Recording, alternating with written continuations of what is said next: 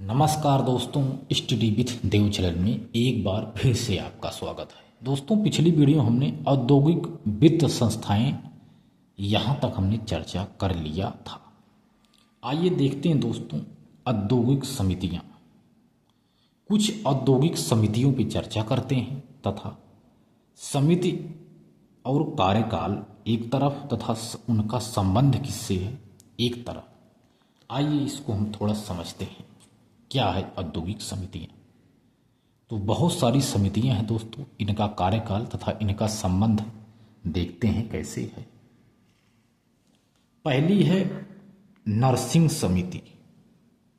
नरसिंह समिति की स्थापना कार्यकाल है 1991। यह इसका संबंध है वित्तीय सुधार से। इसका संबंध वित्तीय सुधार से संबंधित है।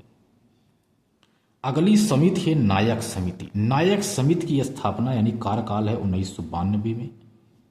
यह बीमार लघु उद्योग के संबंध में है नायक समिति। गोस्वामी समिति 1993 में। यह औद्योगिक रुग्णता यानी बीमार से संबंधित समिति है।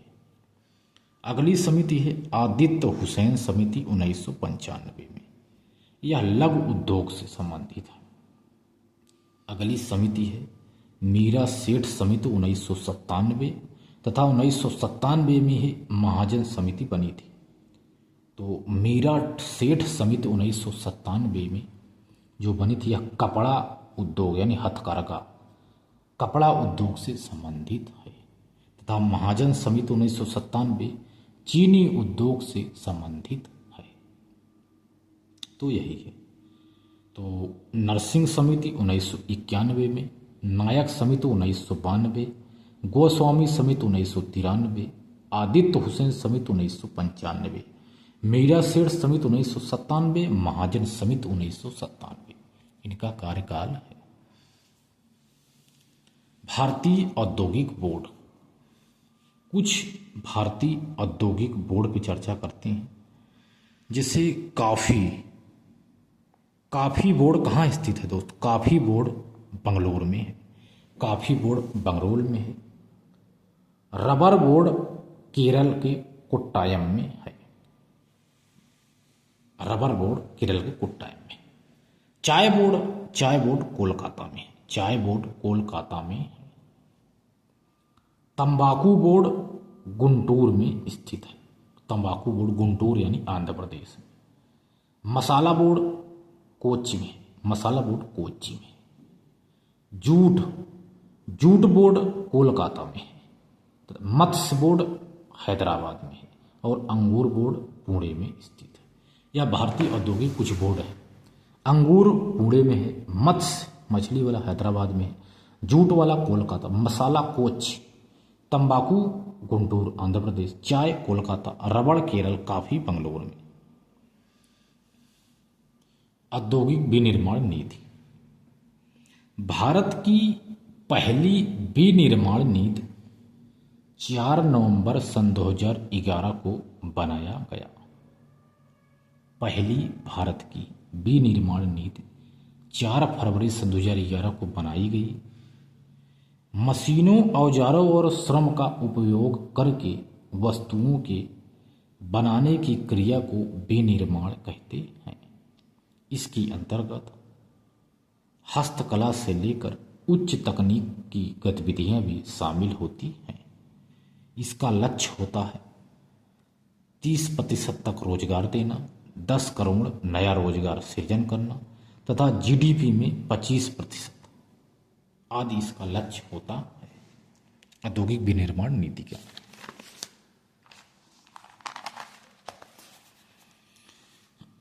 अब देखते हैं औद्योगिक खनिज नीतियां सन 2011। इससे पहले देखते हैं दोस्तों, एक औद्योगिक खनिज नीति बनी थी सन 2011 में। इससे पहले एक होटल नीति बनी थी दोस्तों सन 2006 में। सन 2006 में होटल नीति बनी थी तथा सन 2010 में औद्योगिक एवं निवेश नीति बनी थी तथा सन 2000 में ही सूचना तकनीकी नीति बन गई थी। सूचना तकनीकी नीति सन 2000 में बनी, होटल नीति सन 2006 में बनी, औद्योगिक एवं निवेश नीति सन 2010 में बनी तथा औद्योगिक खनिज नीति सन 2011 में बनी। आइए विविध पर चर्चा करते हैं। कुछ विविध एक पॉइंट है दोस्तों, CSR। CSR क्या है?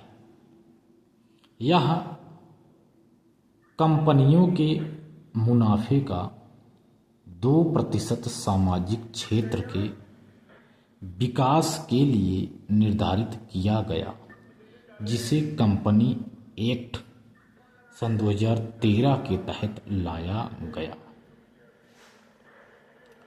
सन 2013-14 के बजट में इसे लाया गया था।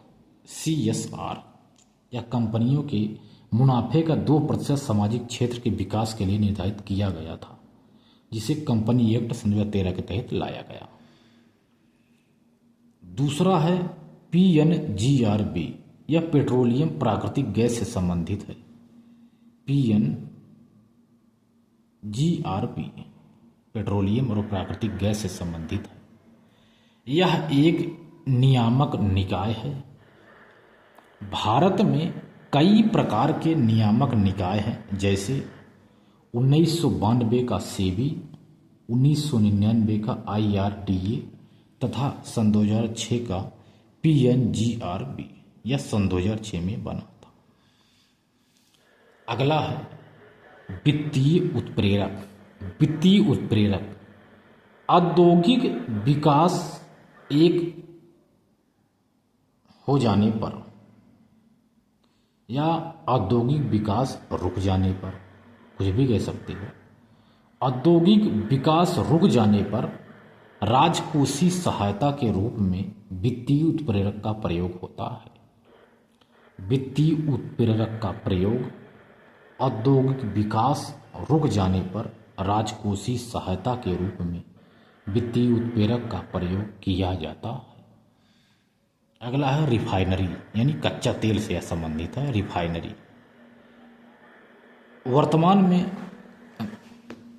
सार्वजनिक क्षेत्र की बात की जाए दोस्तों तो 18 है।